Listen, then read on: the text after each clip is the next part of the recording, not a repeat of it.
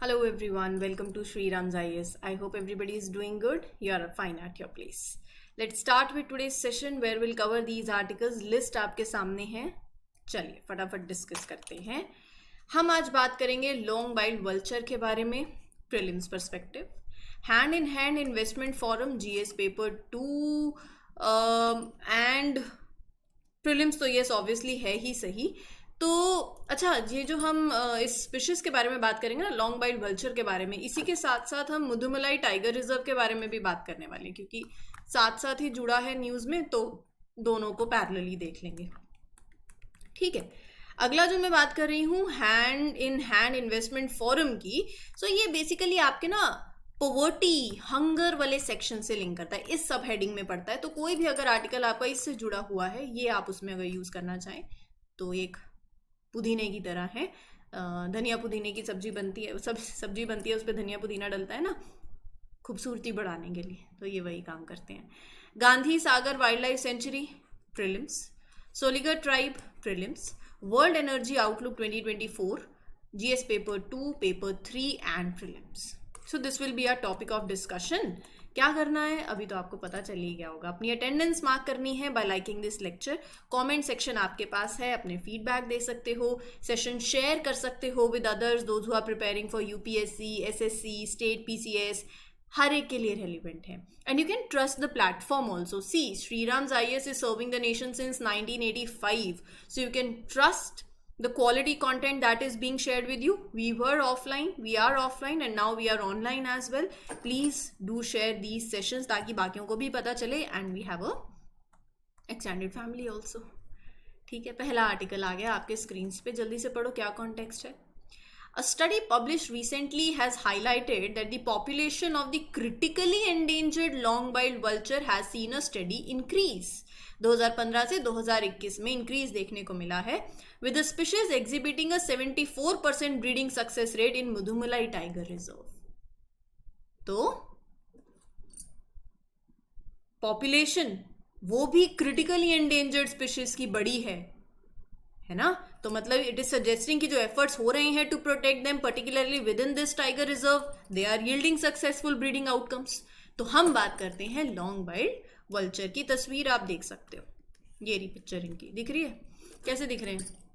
Medium sized, बल्कि लग रहा है बर्ड. एक स्क्वेंजर की तरह एक्ट करते हैं ये. They feed on carcasses of dead animals. पता होना चाहिए आपको, इंपॉर्टेंट है. डेड एनिमल्स के कैरकासेस पे ये फीड करते हैं.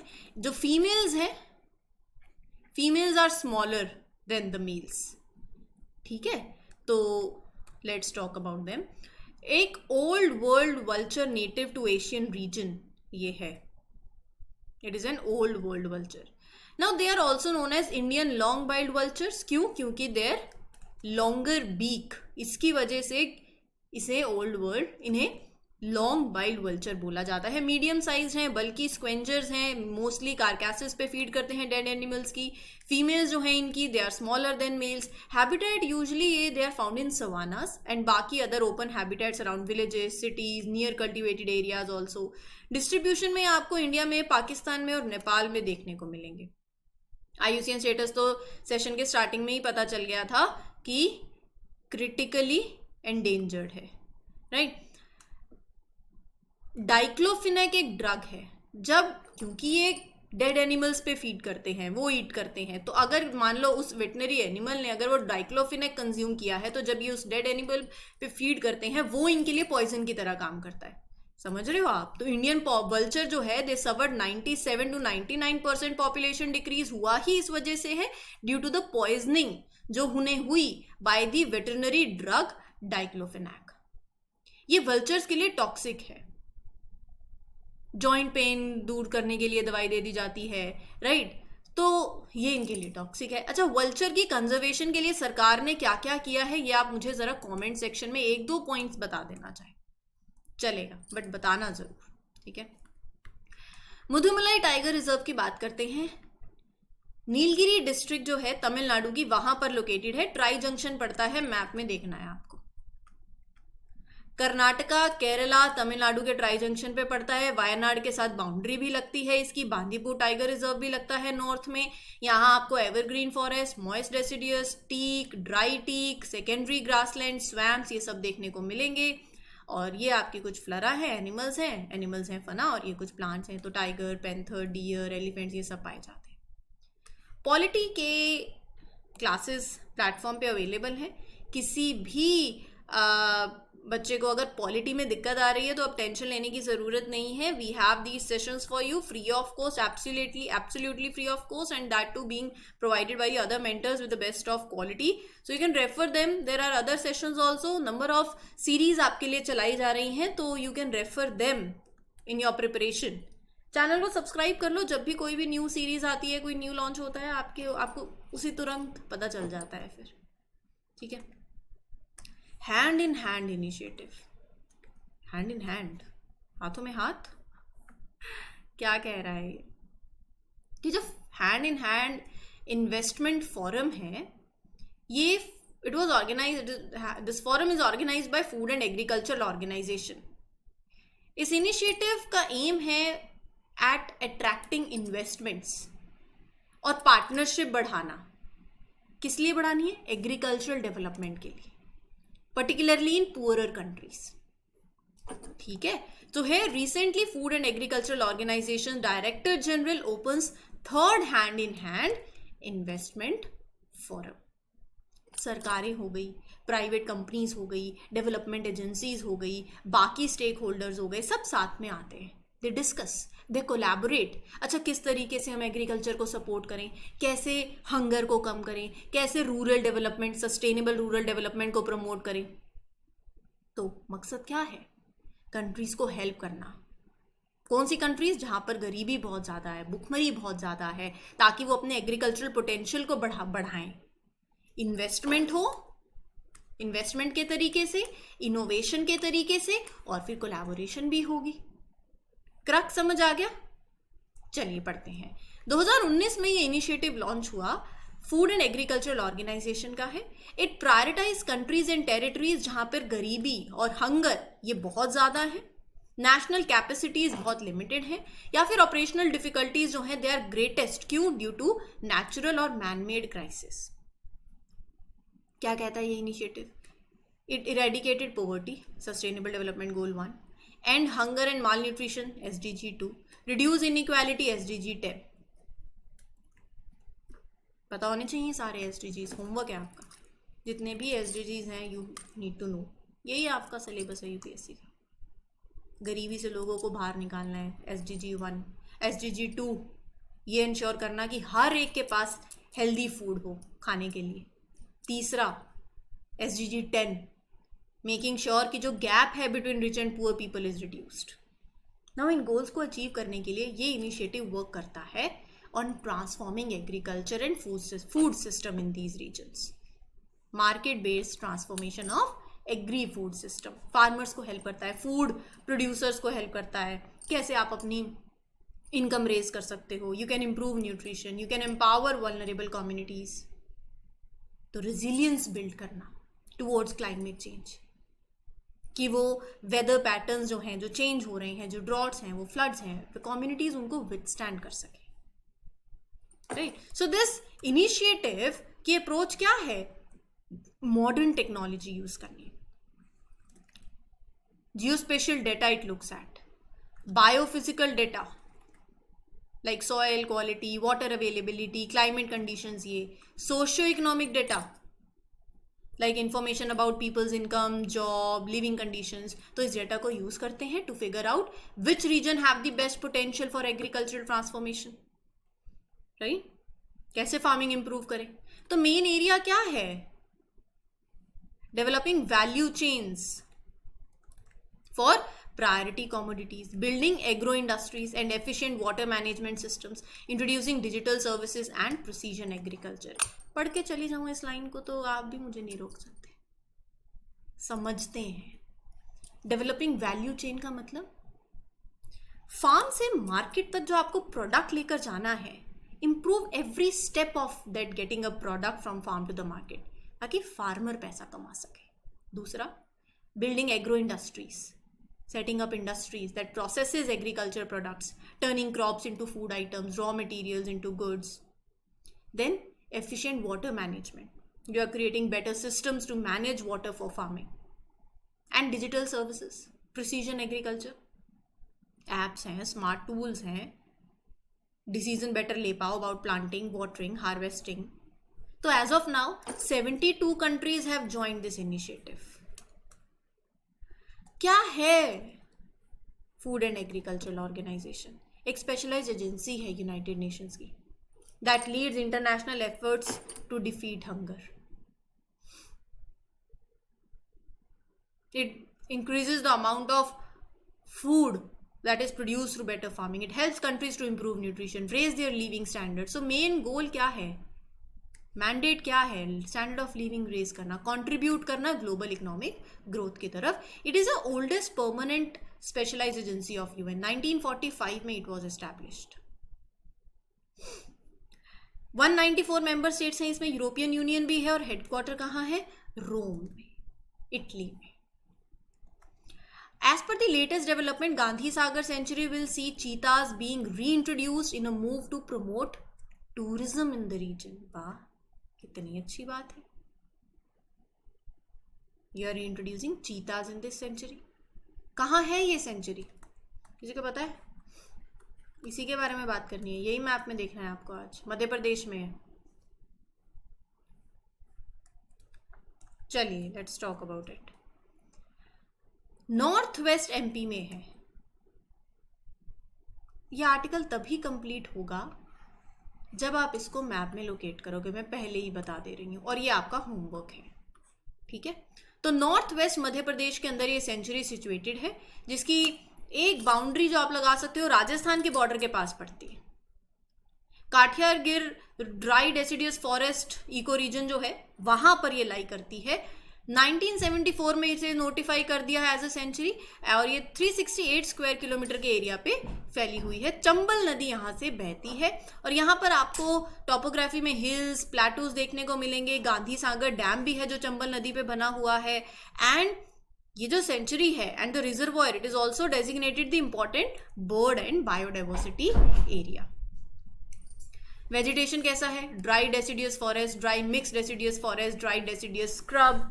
और फ्लोरा में आपको ये 3 स्पीशीज हैं, खैर, सलाई, कारदेई, आप जैसे इसको प्रोनाउंस करें, ये आपको प्लांट्स देखने को मिलेंगे. और लेपर्ड, हाइना, डियर, नीलगाय, चिंकारा, क्रोकोडाइल्स, ये आपको स्पीशीज देखने को मिलेंगी. और यहाँ पर आपको मतलब it is very famous for, it has many places of historical, archaeological and religious importance also. Paintings हैं, फोर्ट है, टेम्पल हैं. तो थोड़े से नाम याद रख लेना, ठीक है. आगे बढ़े, वर्ल्ड एनर्जी आउटलुक की बात करते हैं. India is poised to face a higher increase in energy demand than any other country over the next decade, according to World Energy Outlook 2024. ये रिपोर्ट क्या कह रही है कि आने वाले सालों में सबसे ज़्यादा एनर्जी की डिमांड इंडिया में ही होने वाली है. पॉपुलेशन इतनी है ना. तो पॉपुलेशन है, डिमांड भी बढ़ेगी और डिमांड बढ़ेगी तो आपको टैकल करना पड़ेगा भाई साहब, क्योंकि हम चाहते हैं क्या? Sustainable development. हम ट्रांजिशन कर रहे हैं टुवर्ड्स सोलर एनर्जी. अगर आपको याद हो तो मैंने बताया था कि अगर आपकी डिमांड बढ़ रही है आने वाले टाइम में और आपको सारे कोयले वाले प्लांट्स बंद कर दो, बस आज के बाद बिजली बनेगी तो सोलर वाली बनेगी, ऐसे नहीं हो सकता है. हमारी डिमांड भी बढ़ रही है तो हम जो ट्रांजिशन करेंगे, बंद भी करना है लेकिन एकदम से नहीं होगा, वो स्मूथ ट्रांजिशन होगा. Are you getting my point? कि क्योंकि यहाँ पर मैंने आपको बताया था जो लोग लगे हुए हैं काम के लिए, उनको भी जब आप नई टेक्नोलॉजी की तरफ जा रहे हो वो स्किलिंग भी देनी पड़ेगी, वो इंफ्रास्ट्रक्चर सेटअप भी करना पड़ेगा, राइट. लोगों में अवेयरनेस भी लानी पड़ेगी. और फॉर एग्जांपल मैंने आपको एग्जांपल दिया था, ईवी कार, इलेक्ट्रिक व्हीकल्स की बात चलती है, ठीक है, लोग ले रहे हैं, लेकिन उतने पेट्रोल पंप जितने आप देखते हो और क्या उतने चार्जिंग स्टेशंस हैं? नहीं है अभी. तो वो धीरे धीरे हो रहे हैं. तो इसीलिए हम जो ट्रांजिशन कर रहे हैं वो स्मूथ ट्रांजिशन हो रहा है और वो ही इंडिया के लिए बेस्ट है. ये जो रिपोर्ट है ये हर साल आती है, इंटरनेशनल एनर्जी एजेंसी ये रिपोर्ट पब्लिश करती है, most authoritative global source of energy analysis and projection. ये एक्सप्लोर करता है, आइडेंटिफाई करता है जो एनर्जी डिमांड और सप्लाई में जो ट्रेंड चल रहा है उसको, as well as what they mean for energy security, emissions and economic development. क्या कहती है ये रिपोर्ट? पढ़ो, पॉइंट्स पढ़ो। What are the highlights of this report? पहला, मैं लाइन नहीं पढ़ूंगी, मैं सिंपल एक्सप्लेन करूंगी, लाइन आप खुद भी पढ़ सकते हो। ये कह रहे हैं कि world is entering a different energy situation, मतलब global politics, there are ongoing risk that are related to global politics. कुछ भी हो सकता है, कल को आपको आपका पड़ोसी देश, पड़ोसी मतलब आपका कोई नेबरिंग कंट्री, नेबरिंग नहीं मतलब जिस पे आप डिपेंडेंट हो तेल के लिए, वो आपको ना दे। There are plenty of different types of fuels and technologies available now, आप किसी एक पे डिपेंडेंट नहीं हो सकते। And in the second half of 2020, मतलब 2025 से 2030 तक, there will be more LNG, liquefied natural gas, then so there will be more oil and liquefied natural gas than needed. तो सप्लाई जो है it will be higher than the demand. और क्या होगा?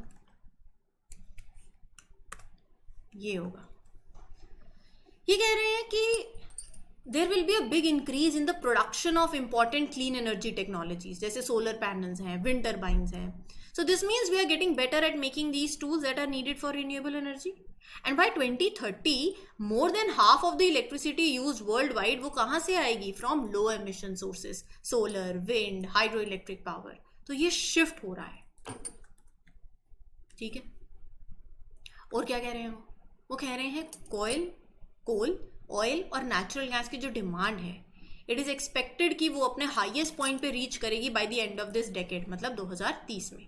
उसके बाद वो गिरना शुरू करेगी। So the demand for electricity world wide is expected to grow even faster in the coming years. हर साल the increase in electricity use will be similar to the total electricity consumption of Japan.